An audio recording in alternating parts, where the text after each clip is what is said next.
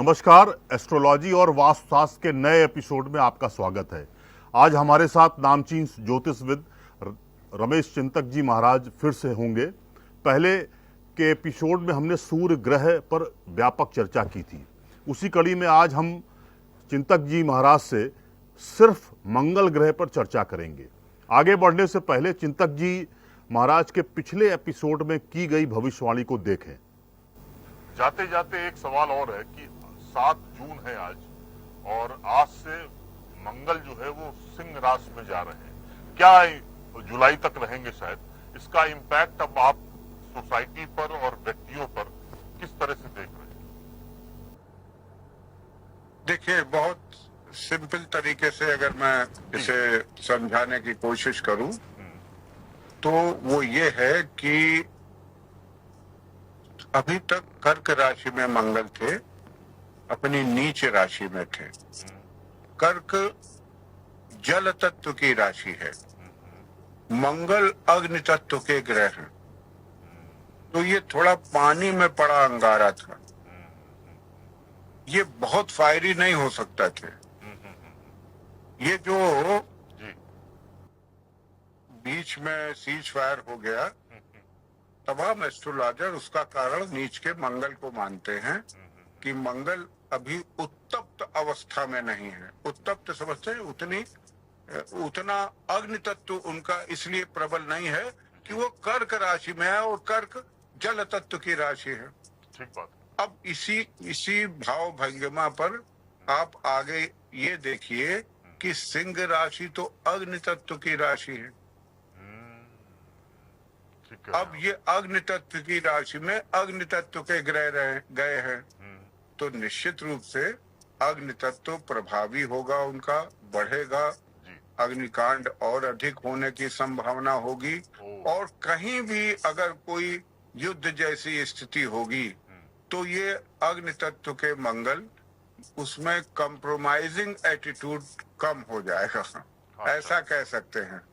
मनुष्यों की अगर बात करें तो क्रोध इत्यादि बढ़ सकता है, और कुछ ऐसे रोग जो त्वचा संबंधी होते हैं वो रोग हो सकते हैं, जो नेत्र ज्योति संबंधी। ये सूर्य की राशि है भाई, सिंह राशि की अभी चर्चा हो रही थी। तो अब मंगल महाराज वो सूर्य नारायण की सिंह राशि में गए हैं। अब सूर्य नारायण भी अग्नि तत्व के हैं, उनकी राशि भी अग्नि तत्व की है, और मंगल भी अग्नि तत्व के ग्रह हैं। तो इसका मतलब ये है कि अग्नि तत्व की प्रधानता हो जाएगी। ठीक बात। अब तो दर्शकों को यकीन हो रहा होगा कि ज्योतिष परफेक्ट गणना का खेल है। अहमदाबाद विमान हादसा और ताजा इजराइल ईरान युद्ध में अग्नि तत्व कितना हावी है, यही चिंतक जी महाराज की भविष्यवाणी बोल रही है। आइए आज के टॉपिक पर लौटते हैं। मंगल को लेकर सोशल मीडिया में खूब डराया जा रहा है। ये कहकर डराया जा रहा है कि अगर जातक की कुंडली में 5 भावों में मंगल होगा तो वह अशुभ साबित होगा, जातक को जिंदगी भर जूझने को मजबूर होना पड़ेगा। डराने वाले तो जातक के वैवाहिक जीवन पर चोट होने की भविष्यवाणी तक कर रहे हैं। अब आप ये समझने की कोशिश करिए कि ये कहां तक जाएगा सोशल मीडिया। जातकों के मंगल से रिलेटेड सवाल चिंतक जी महाराज से पूछते हैं। ज्योतिष में मंगल ग्रह को किस दृष्टि से देखा जाना चाहिए? नीच मंगल, उच्च मंगल का अभिप्राय क्या है? अब पंडित जी, आपसे ये लोगों का सवाल है, और लोग ये जानना चाह रहे हैं कि इतना डराया और भयभीत क्यों किया जा रहा है? जिसको देखो वही डराया जा रहा है, डरा रहा है, और ऐसे ऐसे बिंदु बताए जा रहे हैं जिससे लग रहा है जिंदगी बिल्कुल बर्बाद हो जाएगी। तो इस पर प्रकाश डाल दीजिए। पहले इस थोड़ा सा ग्रह पे हम जानना चाहेंगे, और नीच और उच्च मंगल पर आपकी रोशनी चाहते हैं। जी चिंतक महाराज जी। सभी दर्शकों को जी देखिए, कई बार आपने मंगल मंगल शब्द का उच्चारण किया। जी। मंगल का अर्थ ही मंगल होता है, शुभ होता है। मंगल को क्रूर ग्रह मानते हैं, इसलिए कि वो ऐसा ग्रह है कि जब न्याय करना हो तो अपने बेटे को भी माफ नहीं करता। अच्छा। और मंगल का इसीलिए उपाय भी थोड़ा कठिन होता है। हम्म। मंगल शब्द का जब उच्चारण करते हैं, जी। आप कहते हैं ना कि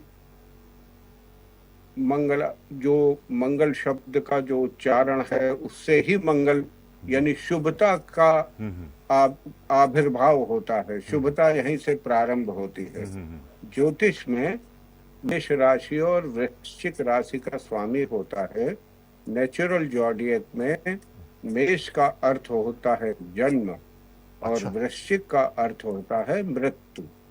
ओ। और भारतीय मूल चिंतन धारा मृत्यु जैसे शब्द को आप ये कह सकते हैं कि वही वासान से जीर्णानि यथा विहाय।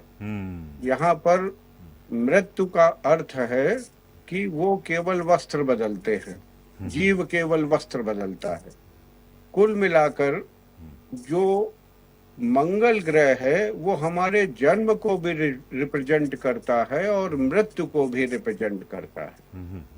इसलिए मंगल को ऐसे नया इंटरप्रिटेशन जो कर सकते हैं वो ये है जी। कि वो जन्म का भी कारक है और मृत्यु का भी कारक है। अच्छा।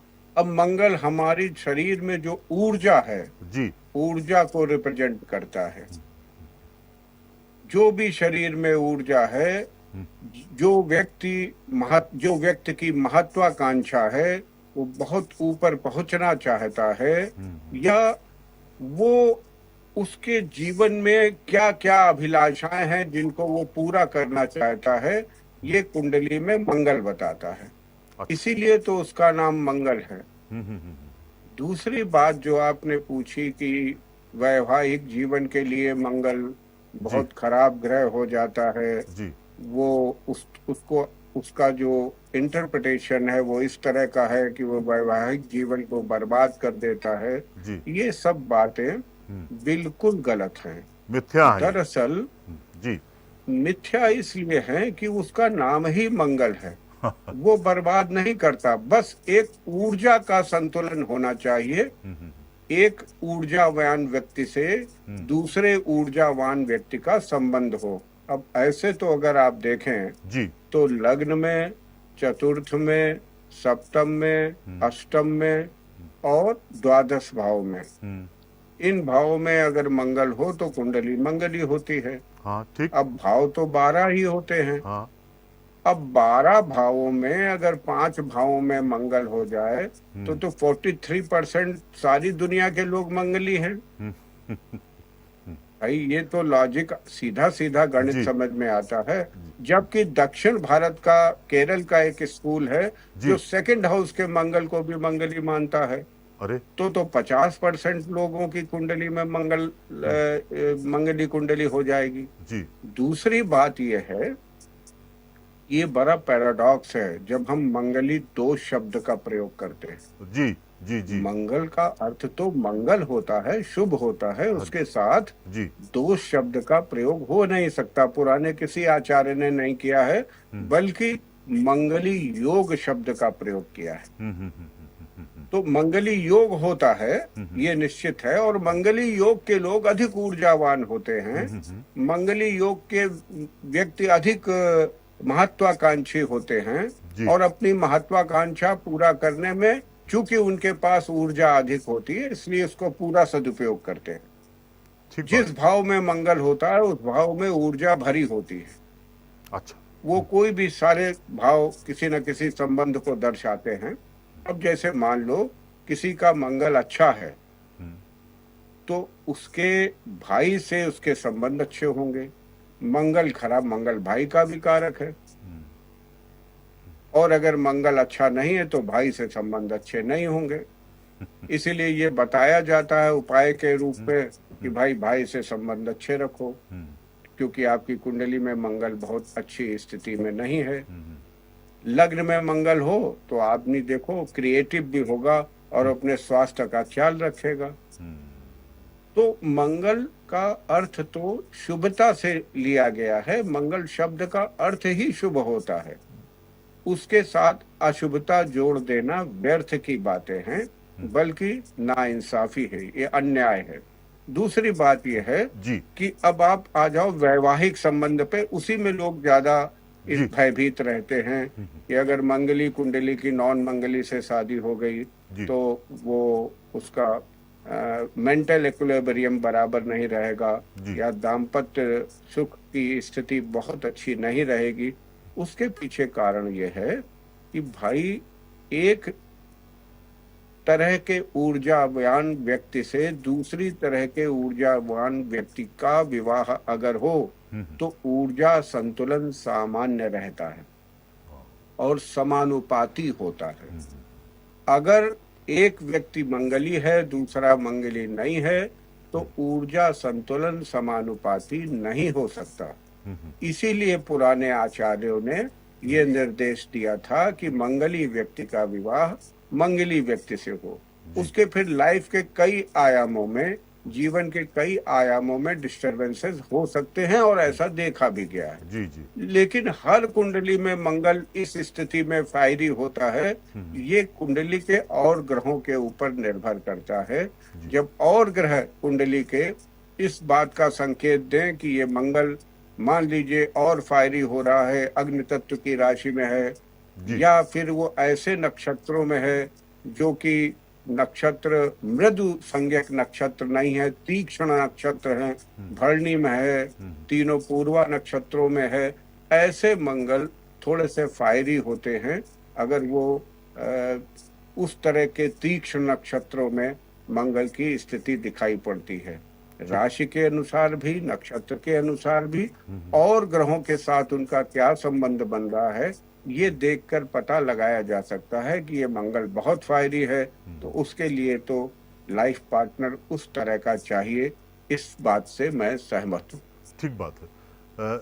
एक सोशल मीडिया में एक नया डर दिखाया जा रहा है कि अगर मंगल सप्तम भाव में होगा तो बहुत हानिकारक होगा, मतलब आपके लिए जीवन भर क्षति ही होनी है। ये जो सोशल मीडिया डरा रहा है इस पॉइंट पर कि ये सप्तम भाव अगर आपके कुंडली में है, और लोग अपनी कुंडली का विचार करते हैं और देखते हैं कि सप्तम भाव में अगर हमारा मंगल बैठा है तो वो डरने लगते हैं।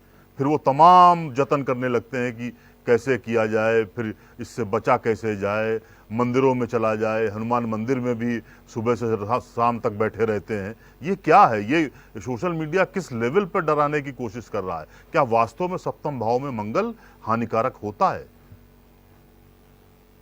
पहली बात, जी ये जनरल नियम हो ही नहीं सकता। अच्छा। दूसरी बात, बहुत कुंडलियों में, लगभग 75% कुंडलियों में अगर सप्तम भाव में मंगल है जी तो इस व्यक्ति के मित्र इसकी बहुत सहायता करेंगे। ओ वो आपने देखा कि कुछ लोगों के मित्र बहुत सहायता करते हैं। और देखो, केवल वैवाहिक संबंध की बात अगर करें, दाम्पत्य सुख की बात करें, जी तो सप्तम भाव में अगर फायरी अग्नि तत्व की राशि है, मान लीजिए उदाहरण के लिए सिंह राशि ही है, तो निश्चित रूप से ये मंगल फायरी हो गया।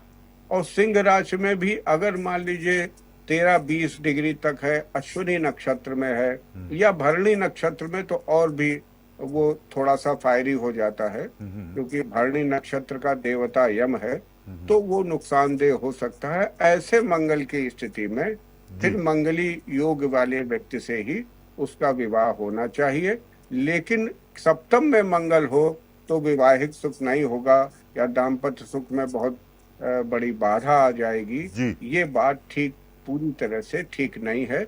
ये डिपेंड करता, मान लीजिए मंगल को सप्तम भाव पे गुरु की दृष्टि है या सप्तम भाव के स्वामी पर गुरु की दृष्टि है, बहुत से फैक्टर होते हैं जिनको देखा जाता है। लेकिन ये स्टेटमेंट गलत है कि अगर सप्तम में मंगल है तो दाम्पत्य सुख अच्छा नहीं होगा।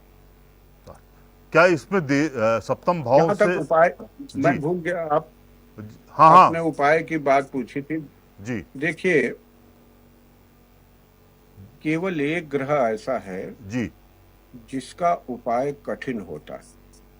अच्छा। आप याद कीजिए, आपकी पीढ़ी और आपके से पहले वाली पीढ़ी से अगर आप बात करें, और आपको पता भी होगा, आज से 20 साल पहले जब 10 लोगों से आप बात करते थे और उस दिन मंगलवार हो तो 10 में 5 लोग मंगलवार का व्रत रहते थे। हाँ, रहते थे। ये बड़ी विचित्र बात है कि उनको किसी ज्योतिषी ने नहीं बताया, हाँ। उनके पिताजी रहते थे इसलिए वो रहने लगे। स्वस्फूर्त था वो जी कुंडली दिखा के नहीं रहते थे, जी जी जी। यूं ही रहते थे। हाँ हाँ। और ये बड़े गहरे लोग थे। अगर कुंडली में मंगल हम्म थोड़ा सा नकारात्मक भी है हम्म तो 12 वर्ष की उम्र से जो लड़का मंगलवार का व्रत रहना शुरू करेगा, जी 28 वर्ष जो मंगल का परमोच्च वर्ष होता है, हाँ हाँ हाँ। हर ग्रह का एक वर्ष होता है। 28 वर्ष आते आते जब मंगल अपना पूर्ण फल देने में सक्षम होता है तो उस समय तक वो इतना व्रत कर चुका होता था कि उसकी नकारात्मकता लगभग समाप्त प्राय हो जाती थी, या बहुत नकारात्मक हुआ तो बहुत कुछ कम हो जाती थी। जी जी। मंगल एक ऐसा ग्रह है जो स्थायी सुख भी देता है और स्थायी दुख भी देता है। देखिए, जितने भी राजयोग ये अधिकारियों वाले बनते हैं उसमें मंगल का बहुत योगदान होता है। अच्छा। वो 22, 23, 24, 25, 30, 28 साल में किसी अच्छे कंपटीशन में सिलेक्ट हो गए तो 60 साल तक तो गारंटी है जी कि उनको राजयोग मिलेगा ही मिलेगा। बिल्कुल। इसमें मंगल का योगदान है क्योंकि वो स्थायी सुख देता है और स्थायी दुख भी देता है। ठीक। अब जब पुराने समय में ऐसी परंपरा थी जी कि बच्चों को, लड़कों को कह दिया जाता था जब वो 12-14 साल के होते थे, बेटा मंगलवार का व्रत किया करो। तो इसीलिए मैं कहता हूँ आप अपने पुरानी पीढ़ी से कभी देखें जी तो उसमें मतलब 50% लोग मंगलवार का व्रत यूं ही करते थे। बिल्कुल, नमक नहीं इसलिए खाते। मैं कहता हूं कि मंगल बहुत दिन तक जी प्रार्थना करने पर, पूजा करने पर, व्रत उपवास करने पर ठीक होते हैं। जैसे शनि राहु होते हैं ना, ये बहुत जल्दी प्रसन्न होने वाले ग्रह हैं। लेकिन मंगल बहुत देर से प्रसन्न होने वाले ग्रह हैं और देर तक प्रसन्न रहते हैं।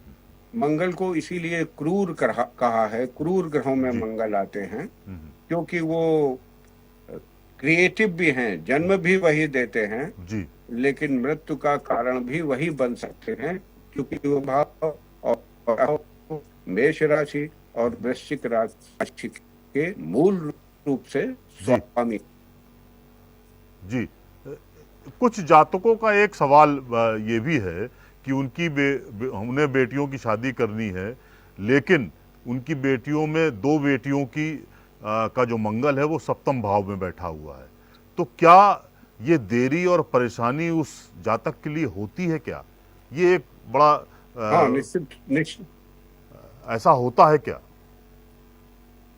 निश्चित रूप से ये हो सकता है। अगर मंगल है जी सप्तम भाव में तो विवाह में विलंब हो सकता है, और अगर मंगल फायरी स्थिति में है तो फिर ये निश्चित है कि उसका विवाह मंगली वर के साथ ही हो, वही उचित है। वही उचित है। अच्छा चिंतक जी महाराज, एक ये पूरा खराब मंगल को कैसे ठीक किया जाए सामान्य तरीकों से एक आम जातक जानना चाह रहा है कि अगर हमारा बहुत खराब है, नकारात्मक दृष्टि ही है, पंडितों ने डरा दिया है, सोशल मीडिया भी डरा रहा है, तो हमको अब सामान्य तरीके से कैसे अपना मंगल ठीक करें?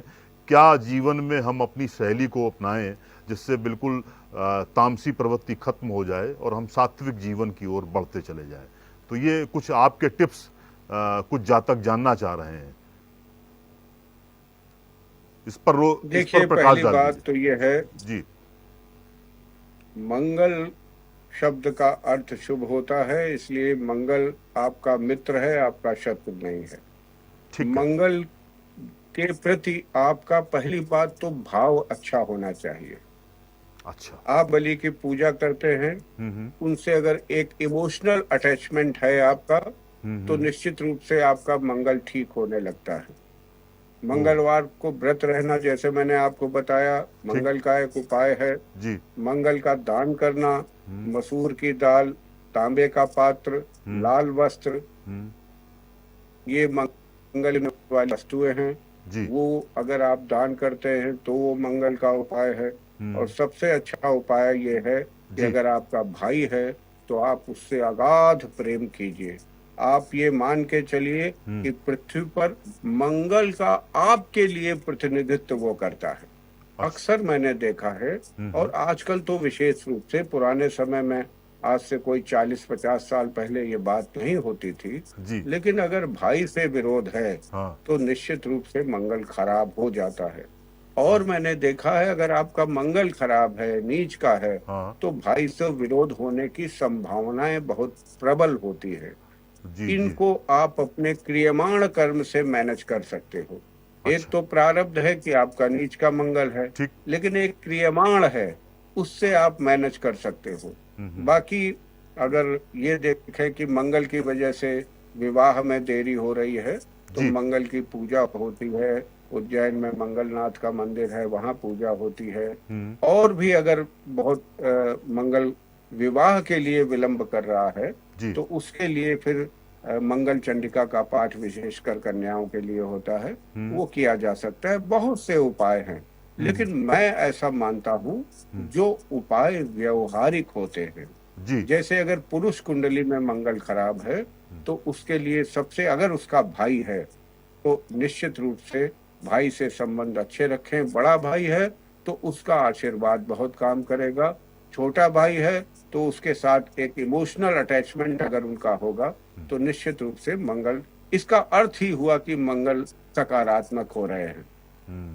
अगर मंगल नकारात्मक होते हैं तो भाई से संबंध अच्छा नहीं होता। ये आप व्यवहारिक दृष्टि से देख भी सकते हैं।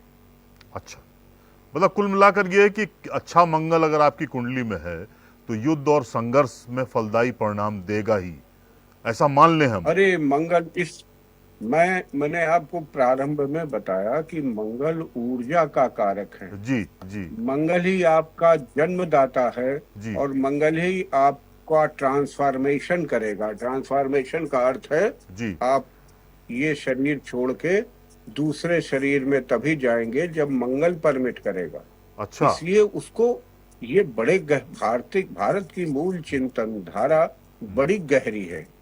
यहाँ मृत्यु नहीं होती, यहाँ शरीर का परिवर्तन होता है। जी। शरीर तो नाशवान है, लेकिन हम आत्मा जब दूसरे शरीर को ग्रहण करती है, जैसे एक वस्त्र को छोड़कर दूसरा वस्त्र ग्रहण करती है, वो काम भी मंगल का है। और आपका जन्म जब होता है, वो काम भी मंगल। इसलिए मंगल तो परम शुभ कारक ग्रह हुआ।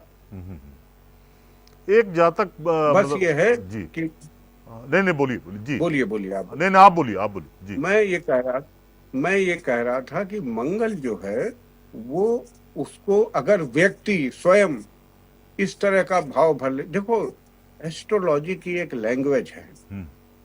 ग्रह हमारे लिए देवता हैं भाई, सब हमें देते हैं। जो देता है उसी को तो देवता कहते हैं। तो ग्रहों को ऋषि मुनियों ने बिल्कुल जागृत देवता माना, सबकी आकृति बनाई। वो इसलिए थोड़े बनाई कि हम लोग ऐसे उनसे व्यवहार कर आया, मंगल महादशा गया, अरे उनके प्रति अगर सम्मान का भाव रखते हैं, वो अनुकूल होने लगते हैं। जी।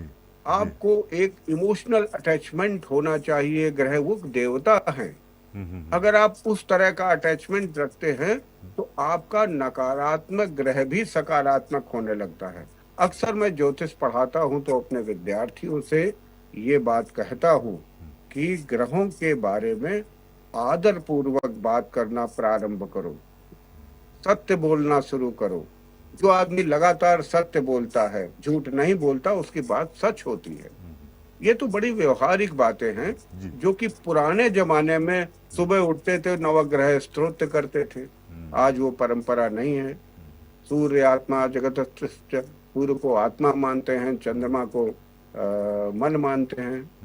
शंकराचार्य, आदि शंकराचार्य का श्लोक है, सूर्य शौर्यमथेन्दुरुच्च पदवीं सन मंगलम मंगलः तदबुद्धिं च बुधौ गुरस्य गुरुताम शुक्रः सुखम शम शनिः राहुर्बाहुबलं करोतु विपुलं केतुः कुलस्योन्नतं नित्यं प्रीतिकरा भवन्तु भवतां सर्वे प्रसन्ना ग्रहाः आदित्यादि नवग्रह देवताभ्यो नमः, ये आदि शंकराचार्य कह गए हैं।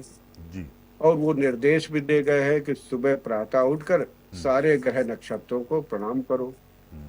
तो ये इसलिए इसका संकेत क्या है? इसका संकेत तो यही है, अब हम लोग उसको अगर निर्जीव पिंड मान रहे हैं तो फिर ये हमारी बेवकूफ़ी है, फिर हमें वो फल नहीं मिलेगा जो भावपूर्ण अटैचमेंट के रहते मिलता है। ठीक कह रहे हैं आप। अच्छा, तमाम जातकों का एक सवाल ये भी है कि अगर खराब मंगल हमारे है तो भूमि संपत्ति में धोखा जरूर मिलेगा। सोशल मीडिया भी इसको बड़ा गुणगान कर रहा है कि मतलब जो लोग बड़े आदमी जल्दी बनना चाहते हैं उनके लिए ये मैसेज दे रहा है कि भैया अगर खराब मंगल है तो रिस्क मत उठाना, ये अच्छी जमीन बात। जायदाद का काम करना। अच्छा, ये अच्छा सवाल है आपका। देखिए, जी मंगल दोनों चीज देता है। अभी मैंने आपको बताया कि पॉजिटिव और नेगेटिव, जी ये हमारी आपकी बात है। जी ना कुछ जीवन में पॉजिटिव होता है, ना जी। कुछ जीवन में नेगेटिव होता है। अब मैं पॉजिटिव नेगेटिव की दृष्टि से बताता हूँ। जी शाबाशी मंगल ही दिलवाता है और धोखा भी मंगल ही दिलवाता है। शाबाशी में आपकी पीठ ठोकी जाती है और जब धोखा मिलता है तो पीठ में छुरा घोंपा जाता है। ठीक, जी मंगल परोक्ष से ये दोनों काम करता है। अगर किसी का मंगल अच्छा है तो समाज में उसकी प्रतिष्ठा भी होती है। ये भी सही है, मंगल को कुज बोलते हैं। कु अच्छा। माने पृथ्वी, ज माने जन्मा, कुज यानी पृथ्वी से जो जन्मा है। भूमि सुत भी उसी को बोलते हैं, भौम भी उसी को बोलते हैं। तो मंगल का संबंध पृथ्वी से है। पृथ्वी से जो भी लाभ होने वाला है, अगर कुंडली में मंगल अच्छा है तो धरती से लाभ, यानी आपने जैसे कहा भूमि इत्यादि में उसको लाभ होता है। अगर मंगल अच्छा नहीं है तो भूमि इत्यादि में उसके नुकसान होने की संभावना और धोखे की संभावना बढ़ जाती है। एक बात ख्याल रखनी चाहिए जो बड़े काम की है, अगर कुंडली में मंगल खराब है तो धोखे की संभावनाएं बहुत बढ़ेंगी। अगर कुंडली में मंगल अच्छा है तो आपको शाबाशी मिलने की संभावनाएं बढ़ेंगी। ठीक बात, ठीक बात। अच्छा, एक आपने तो ये स्पष्ट कर ही दिया कि कुंडली में अगर 1, 4, 7, 8 और 12वें स्थान पर मंगल है 12 तो हाँ, तो फिर आप मंगली हैं, ये मंगली माना जाता है कि ऊर्जा आप में ज्यादा है। लेकिन इन भावों में अगर मंगल के साथ राहु बैठ गया या मंगल के साथ शनि बैठ गया या बृहस्पति बैठ गया, तब क्या परिणाम बदलते हैं या बहुत क्रॉनिक स्थिति खड़ी हो जाती है? नहीं जी का परिणाम देखो, हर प्लेनेट के साथ हो जाने से उसके थोड़े थोड़े, जी देखो जैसे एक कलर है, एक कलर में दूसरा, एक तो ये बात ध्यान रखनी चाहिए कि कितना साथ है। अगर मंगल और राहु की दूरी 1 डिग्री है तो ये मंगल मतलब 50% से ज्यादा निष्प्रभावी हो जाएगा। क्योंकि राहु मुख है, वो खा जाता है, जिस ग्रह के साथ होता है खा जाता है, लेकिन अपनी महादशा अंतरदशा में देता है। अच्छा, कभी भी ये मान के नहीं चलना चाहिए कि किसी ग्रह का अगर परिहार हो गया तो वो बिल्कुल नगण्य हो गया, ऐसा हो ही नहीं सकता। जी राहु के साथ सबसे ज्यादा संभावना होती है। अच्छा, देखो, गुरु के साथ मंगल होगा हाँ तो वो मारेगा बस, क्योंकि जुपिटर एक ऐसा ग्रह है जो बचा लेता है। ठीक बात है। लेकिन राहु के साथ अगर मंगल हो गया तो राहु पावर विड्रा कर लेता है, क्योंकि राहु मुख है और उसके मुख में मंगल अगर निकल चुका है, ये डिग्री से पता लगता है जी कि अगर मुख में जा रहा है तो पावर विड्रा हो रही है मंगल की, इससे निकल चुका है तो फिर पावर विड्रा नहीं हो रही है। ये डिग्री वाइज, ये अंश देखकर पता लगता है। जी जी जी लेकिन ये मंगल किसी ग्रह का समूह या मंगल को देखता हो, उसका असर जरूर होता है, इसमें कोई दो राय नहीं उसमें। लेकिन ये नहीं मान लेना चाहिए कि उसका नगण्य हो गया। अच्छा। जीरो नहीं हो सकता। अच्छा, ठीक कह रहे हैं आप। ओवरऑल मतलब हम अगर मंगल को परिभाषित करने की कोशिश करें तो क्या आपको लगता है कि जो तमाम सोशल मीडिया पे कयास चल रहे हैं या डराने की कोशिश की जा रही है, वो अलग अलग कुंडलियों का अलग अलग परिणाम सामने आ रहा है। आपकी बिल्कुल बातचीत से बिल्कुल साफ हो गया है कि मंगल को लेकर जो फोबिया क्रिएट किया जा रहा है सोशल मीडिया में, वो नल एंड वॉइड है। उस पर ज़्यादा दर्शकों को या जातकों को फोकस नहीं करना चाहिए। ये मैसेज आपका है आज, और उस परिप्रेक्ष्य में हम जानना भी चाह रहे थे आपसे। फाइनल कमेंट एक बार। मंगल आपको निर्भीक बनाता है। जी। मंगल आपको निष्कलंक बनाता है। बस इतना ध्यान रखना कि मंगल आपको निष्ठुर भी बनाता है। मेरी बात अच्छा। समझ में आ गई कि नहीं? हाँ, बिल्कुल समझ में आ गई। बिल्कुल। क्यों? हाँ जी। मंगल का अगर कोई ऐसा जज है जो अपने बेटे को भी माफ नहीं करता, वो मंगल है। इसीलिए तो दुर्घटना का कारक मंगल हो जाता है। हाँ हाँ, बिल्कुल सही आपने। इसीलिए क्योंकि उसके कार्मिक पाथ में वो दंड लिखा होगा। इसीलिए मंगल का उपाय भी बड़ा कठिन होता है। कठिन का मतलब समय लगता है। जी जी जी। कठिन नहीं होता, समय लगता है। जी। बाकी हम लोग सवेरे श्लोक मंगलम भगवान विष्णु मंगलम गरुड़ध्वजा, जी। अरे तो ये भगवान से मंगल के ही तो प्रार्थना कर रहे हैं। ठीक बात। हमारा मंगल हो, यही शब्द तो वही इस प्रयोग कर रहे हैं। तो ऐसा थोड़ा है कि उसके धातु व्यंजना में अर्थ में अंतर हो जाएगा। जी जी। नहीं होगा। जी। मंगल का अर्थ मंगल होता है। वो भयभीत नहीं, उससे भयभीत नहीं होना चाहिए, बल्कि उल्टी बात, जैसे मैंने अभी कहा, मंगल आपको निर्भय बनाता है, ऊर्जावान बनाता है, आपको शक्ति देता है, आपको निर्भय देता है, और आपके जीवन को जितनी ऊंचाई पर मंगल ले जा सकता है और कोई ग्रह नहीं ले जा सकता, क्योंकि वही ऊर्जा भी है और वही महत्वाकांक्षा भी है, वही महत्वाकांक्षा को पूरा करने का पुरुषार्थ भी है। ठीक बात है। आपकी बातें मंगल के परिप्रेक्ष्य में बिल्कुल सॉलिड और सटीक बैठी हैं, क्योंकि यही एलोबरेशन होना चाहिए था। जो फोबिया सोशल मीडिया द्वारा पैदा किया जा रहा है, उस पर ये पटाक्षेप, अगर इस पूरे एपिसोड को अगर कोई देखेगा तो मुझे लगता है सोशल मीडिया का जो फोबिया है उसका पटाक्षेप आज आपने कर दिया है। आपका बहुत बहुत धन्यवाद चिंतक महाराज जी। और हम चाहेंगे कि अगले एपिसोड में नए ग्रह पर हम लोग चर्चा करें, जिस पर आपका सारगर्भित टिप्पणी हम लोगों को फायदा देगी। आपका धन्यवाद। नमस्कार। आपने देखा, नमस्कार।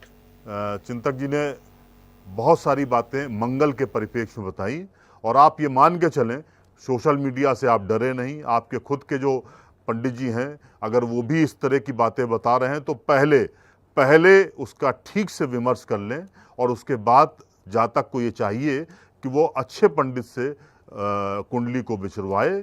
ऐसे नहीं कि आप पहले से ही जो सोशल मीडिया में चल रहा है उसको आत्मसात कर लिया और आप डरने लगे ना। मंगल डरने की चीज़ नहीं है। मंगल सबका मंगल करता है। इसलिए पंडित जी की बातों को ध्यान रखें। उनके बताए हुए रास्ते पर अगर आप चलेंगे तो खराब मंगल भी अच्छा बन जाएगा।